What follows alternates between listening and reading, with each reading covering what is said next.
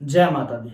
मैं पंडित अमित शास्त्री आपका अपने YouTube चैनल में हार्दिक अभिनंदन करता हूं। दोस्तों, पिछले एपिसोड में हमने आपसे चर्चा करी थी सरकारी नौकरी के विषय के ऊपर।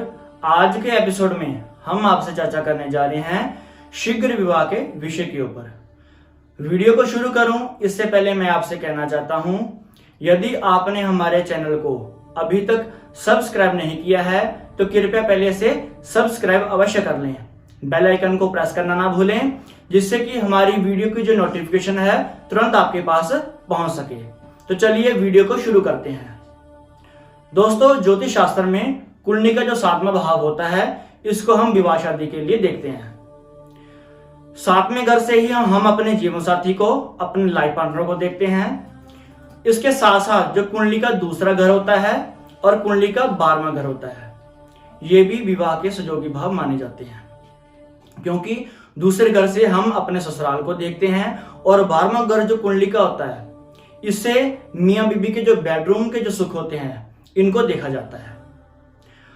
और एक पुरुष की कुंडली में जो शुक्र ग्रह है, उसकी पत्नी का कारक होता है, और एक कन्या की कुंडली में बृहस्पति देव उसके पति के कारक माने जाते हैं। लेकिन विवाह की जो जिंदगी है, विवाह लाइफ है, इसका ये किस स्तर तक कामयाब होगी या नाकामयाब होगी, विवाह के बाद सुख मिलने वाला है या दुख मिलने वाला है, विवाह लाइफ की जो क्वालिटी किस प्रकार की रहेगी, ये जो सारी स्थितियां हैं ना, ये शुक्र की कंडीशन के ऊपर ही निर्भर करती है। क्योंकि शुक्र से ही हम गृहस्थी जो लाइफ होती है, जो गृहस्थ वैवाहिक जीवन होता है, इसको हम देखा करते हैं। अगर किसी की कुंडली में 7वां भाव बेहद शुभ अवस्था में हो, कहने का भाव यह है कि 7वें घर में शुभ ग्रह बैठे हुए हों या 7वें घर पर शुभ ग्रहों का प्रभाव हो, 7वें घर का जो मालिक है वह कुंडली में अच्छी अवस्था में हो और उसका किसी भी प्रकार से पापी ग्रहों से संबंध ना बन रहा हो और बेहद अच्छी अवस्था में हो, और इसी के साथ साथ अगर जन्म पत्रिका में मंगल किसी प्रकार से खराब नहीं हो रहे हैं, तो व्यक्ति की शादी ठीक ठाक अवस्था में हो जाती है और ठीक ठाक उम्र में हो जाती है और उसको शादी के लिए इतनी कोई ज्यादा मुशक्कत नहीं करनी पड़ती है। किंतु इसके विपरीत यदि कुंडली का 7वां घर बेहद अशुभ अवस्था में है, 7वें घर में पापी ग्रह विराजमान है या पापी ग्रहों का प्रभाव है, या 7वें घर का जो मालिक है उसका किसी प्रकार से पापी ग्रहों से संबंध बन जाए, या जो 7वें घर का मालिक है उसका सूर्य मंगल से किस संबंध बन जाए, या 7वें घर का जो मालिक है वह कुंडली में अस्त अवस्था में हो, तो विवाह की जो होने में भी दिक्कत आती है और विवाह के बाद उसकी जो जिंदगी है ना, उसमें भी जातकों को सेटिस्फेक्शन नहीं मिलती है। दूसरा योग ये होता है डिले मैरिज का, कि अगर आप मांगलिक हैं कुंडली के अनुसार, और मांगलिक होने के साथ साथ यदि आपकी कुंडली में मंगल बद भी हो रहा है, बेहद अशुभ भी हो रहा है, तो भी आपको शादी में थोड़ी देरी देखनी पड़ेगी।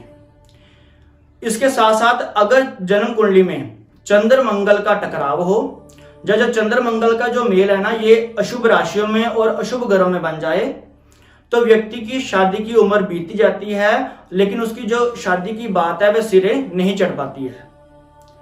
चौथा योग ये होता है कि अगर जन्म कुंडली में शुक्र देव जो है बेहद खराब अवस्था में हो, नीच अवस्था में हो, या जो बृहस्पति देव हैं कुंडली में खराब अवस्था में हो या अशुभ अवस्था में हो, तो भी शादी विवाह के लिए डिले होता देखा गया है। अब दोस्तों, जो जितने मैंने आपको ये स्थितियां बताई हैं ना, इन स्थितियों का कोई एक उपाय तो हो नहीं सकता, अलग अलग स्थिति का अलग अलग उपाय होता है।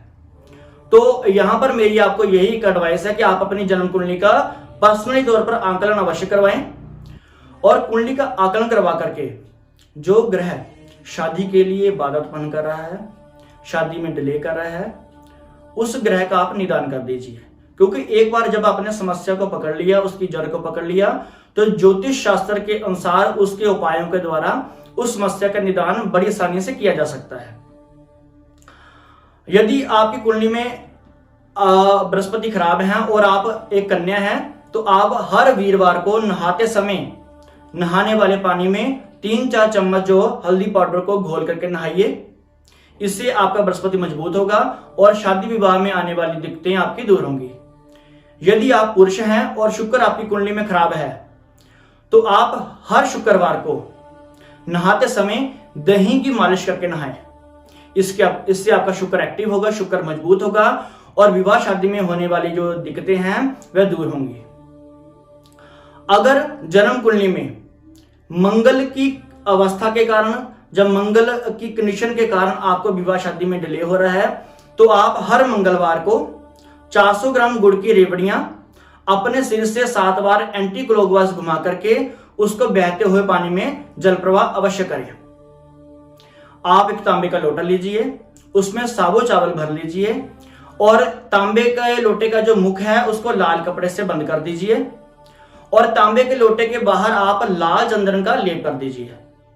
7 मंगलवार अपनी शीघ्र विवाह की कामना करते हुए हनुमान जी मंदिर में जाकर के भगवान हनुमान जी के चरणों में इसको अर्पित कर दीजिए और प्रार्थना कीजिए कि हे हनुमान देव, हमारी जो शादी विवाह में जो मंगल के कारण जो स्थितियां खराब हो रही हैं, इस दोष को दूर करें और शादी हमारी शीघ्र से शीघ्र हो जाए।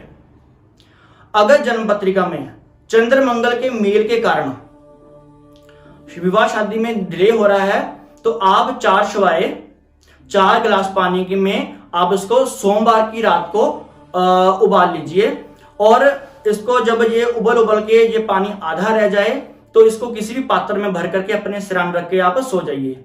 सुबह नहा धोकर के मंगलवार की सुबह 10 बजे से पहले इसको अपने सिर से 7 बार उल्टा घुमा करके पानी इसके साथ ही इन श्वारों को आप बहते हुए पानी में जल प्रवाह कर दीजिए।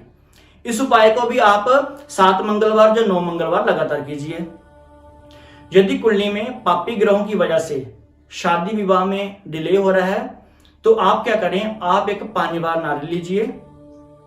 इस पानी वाले नारियल के ऊपर आप मां भगवती पार्वती जी का ध्यान करके, चाहे आप पुरुष हैं तो भी, यदि आप कन्या हैं तो भी, मां भगवती पार्वती जी का ध्यान करके सिंदूर के 108 तिलक लगाइए। एक लाल वस्त्र में इस नारियल को रख लीजिए, साथ में एक तांबे का सिक्का भी बांध दीजिए। अपने सिर से 7 बार उल्टा घुमा करके 7 मंगलवार या 7 शनिवार सुबह 10 से 12 बजे के बीच जाकर के इसको बहते हुए दरिया में आप जल प्रवाह अवश्य कीजिए। किसी तरह के भी बिगड़े हुए हालात होंगे, किस तरह की बिगड़ी हुई कंडीशन होगी, इन उपायों से आपकी जो विवाह में आने वाली जो अड़चने हैं अवश्य दूर होगी।